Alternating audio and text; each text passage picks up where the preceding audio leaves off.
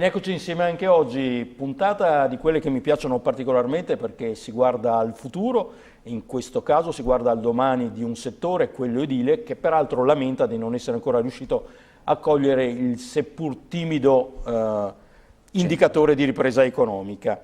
Infatti, per quanto riguarda ad esempio il Veneto, nella regione ci sono 62.131 aziende che fanno riferimento al cosiddetto sistema casa, però c'è un calo dell'1,1% del numero delle aziende. Con noi c'è Paolo Bassani, che è il presidente di Confartigianato e Edilizia del Veneto, vicepresidente nazionale della categoria e anche rappresentante di Confartigianato in seno all'organismo europeo di settore. Sì. Ed è per questo che lui può permettersi di dire io già lo sapevo, parlando di un recente convegno che ha tenuto proprio la Confartigianato del Veneto a Padova. Il tema era riqualificazione e riuso per il rilancio del sistema casa, ma devo dire che personalmente mi ha aperto orizzonti nuovi rispetto al sistema edilizio, perché il domani potrebbe essere, lui sicuramente usa il condizionale, potrebbe. Cioè appunto il domani dell'edilizia potrebbe non essere nel cantiere come tradizionalmente noi finora lo immaginiamo, bensì le pareti delle case potrebbero essere realizzate in grandi capannoni industriali al di fuori del sito e poi portate per essere montate in loco. Questo evidentemente permette probabilmente tempi più certi di realizzazione e mi pare anche importante soprattutto per quanto riguarda la riqualificazione del patrimonio edilizio, che è un po' la scommessa dell'immediato futuro del settore, perché costruendo la ristrutturazione della casa in esterno rispetto all'edificio stesso, ciò permette anche di contenere i costi, perché chiunque sa che quando riqualifica e ristruttura una casa sa da dove parte ma non sa dove arriva in termini di costi. In questo caso abbiamo visto esperienze in Olanda, mi pare di ricordare, dove una casa viene ristrutturata in pochissimo tempo, addirittura in un giorno potrebbe cambiare volto all'abitazione. Volto esterno. Volto esterno. Sì, ma anche quello interno si parlava veramente di... È un po' più complicato perché allora comunque deve uscire per 15 giorni, loro stabiliscono che in 15 giorni riescono a ricostruire internamente un appartamento. Come avete capito Paolo Bassani sta frenando rispetto alle nuove orizzonti dell'edilizia. No, diventasse una fobia perché sta arrivando... Al convegno eravamo un po' tutti sconcertati gli imprenditori. Assolutamente, è un'opportunità che c'è da molto, è sempre stata attivata nell'industriale e ora si sta spostando anche nel civile.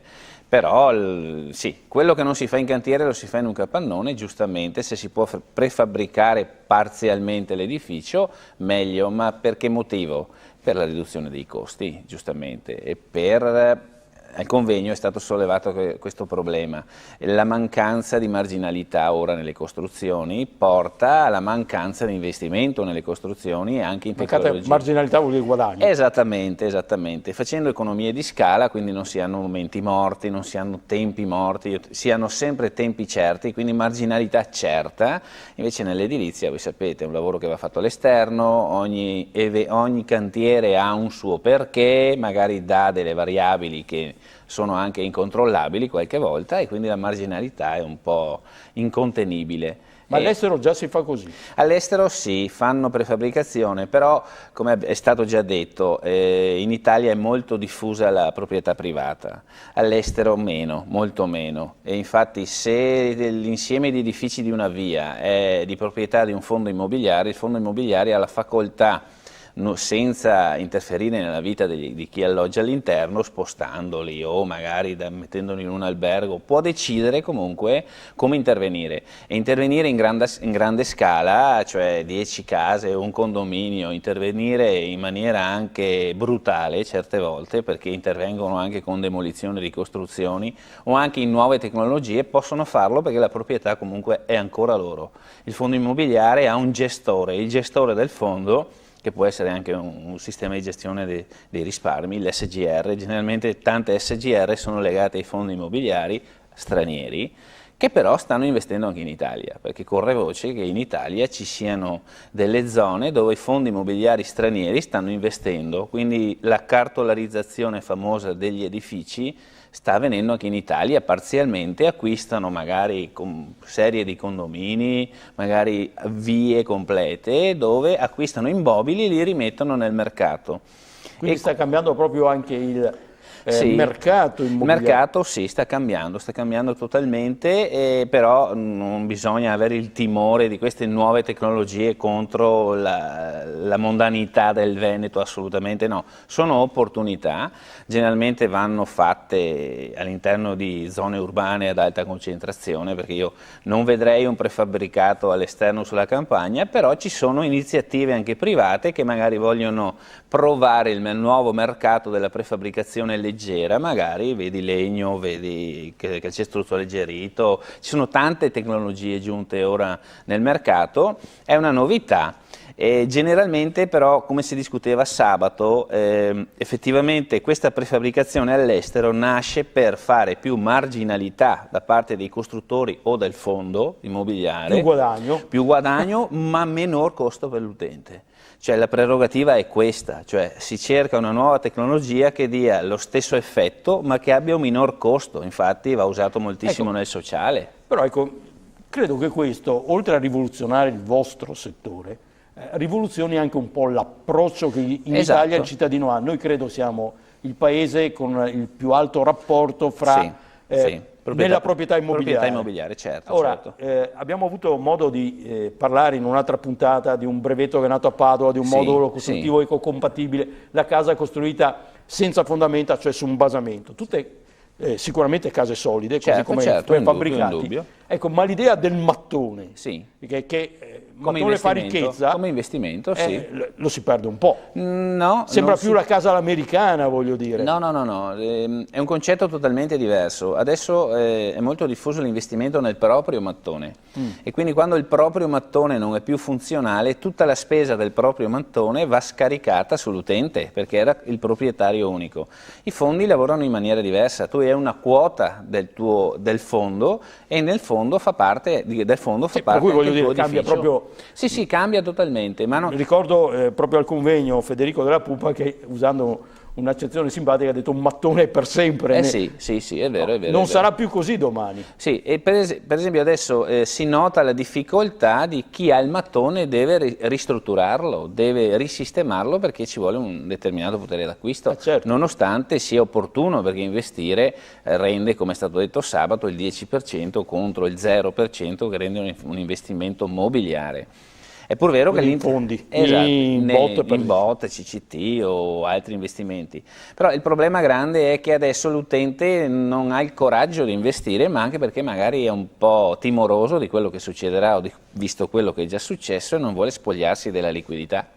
Ecco che tutti gli edifici che dovrebbero essere ristrutturati hanno bisogno quasi di un finanziatore, che può essere la banca, che può essere il credito d'imposta, e limitatamente però ad ogni singolo intervento, ognuno decide per se stesso. Le realtà straniere lavorano in maniera diversa, cioè è un gestore dell'insieme degli edifici, di cui fa parte pure il mio, è lui il gestore, quindi il gestore stabilisce l'intervento su sistemi che sono macro, non micro, quindi ha più possibilità di fare economia di scala e anche di decidere come intervenire, perché se notate noi siamo abituati ad intervenire singolarmente, una casa, una più alta, una più bassa, abbiamo molta libertà. In un condominio, voglio dire, è vero. È difficile riuscire a mettere d'accordo tutti quanti. E un altro problema nasce nei condomini, infatti basta che qualcuno non sia d'accordo e magari l'intervento non va più fatto o va modificato completamente. Anche lì, sì, nel mercato si stanno attivando comunque dei gestori, fra parentesi, vedi ESCO, vedi anche fondi, che stanno magari acquisendo le proprietà ma comunque creando un insieme dove all'interno il singolo proprietario ha un pezzo che è il suo appartamento, che fra parentesi però potrebbe essere anche avveniristico pensare, se io ho un appartamento, visto che adesso la modalità di lavoro è cambiata totalmente, i giovani hanno bisogno di essere un giorno a Padova e fra 2 giorni se hanno un'opportunità a Milano, e è pur vero che la proprietà privata limita il trasferimento per lavoro, perché lo limita, perché io se vado a Milano lascio un edificio che magari non riesco ad affittare o non ho più rendita, il fondo lavora in maniera totalmente diversa, cioè se io ho una proprietà qui e lo stesso fondo ha una proprietà lì, posso anche fare così. Cioè alla fine io rimango sempre proprietario di un appartamento con determinate caratteristiche e posso spostarmi all'interno della proprietà di un fondo. È una cosa molto avveniristica qui. sicuramente. All'estero vedi Svizzera, vedi in altre località, vedi Olanda, questo è molto diffuso, perché l'investimento non è più sul tuo edificio, è su un insieme di edifici gestiti. Sì, compartecipi di un fondo che è proprietario di può essere proprietario, quindi alla fine io posso investire all'interno, anzi diventa investimento, perché generalmente i fondi immobiliari sono partecipati da SGR, magari che sono Fondo Pensionati California, ce n'è uno in Italia. Rivisitazione in grande del concetto della multiproprietà. Una volta era in tanti si acquistava un appartamento, adesso invece in tanti si acquista un quartiere. Esatto. E potrebbe quasi essere anche la soluzione per tanto invenduto, assolutamente. È già successo qualche anno fa che qualcuno aveva pensato cartolarizzare gli edifici ha un significato. Non sappiamo bene cosa vuol dire cartolarizzare. Cartolarizzare, cioè renderlo come un titolo. Cioè io ho un condominio e lo divido e lo suddivido in titoli, cioè in un valore cartaceo, cioè un'obbligazione, fra parentesi. Però la quotazione dell'edificio deve essere fatta a prezzo di mercato decente. Qualcuno ci aveva provato, ma li aveva lanciati al 50%. Cioè è bruttissima cosa, perché allora svaluta completamente l'area, svaluta l'edificio, quella è una mossa immobiliare troppo sporca, diciamo.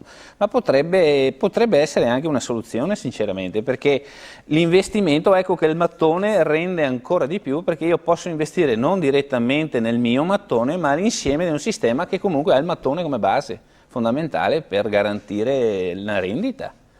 Abbiamo capito alcune cose, forse non tutte, ma alcune le abbiamo capite. Sì, sta cambiando complesso. Il mercato edile, certo, e che il domani dell'edilizia in Italia potrebbe non essere più legata alla proprietà immobiliare così come intesa finora, cioè il mattone, io sono proprietario della mia casa, ma io compartecipo ad un fondo più grande che è invece proprietario di una serie della mia, ma anche di una serie di altre case, di modo che questo agevola anche alcune operazioni di ristrutturazione. Economie di scala, su tutto, anche energetiche, indubbiamente. Questo sì, sarà un futuro, secondo me, non moltissimo lontano, secondo me, specialmente nei centri urbani. E a dirlo è Paolo Bassani, che ha anche uno sguardo europeo, essendo rappresentante di Confartigianato nell'Organizzazione Europea degli Imprenditori Edili. Lui è il presidente di Confartigianato Edilizia del Veneto e vicepresidente nazionale. Grazie per questo sguardo verso il futuro. A voi alla prossima.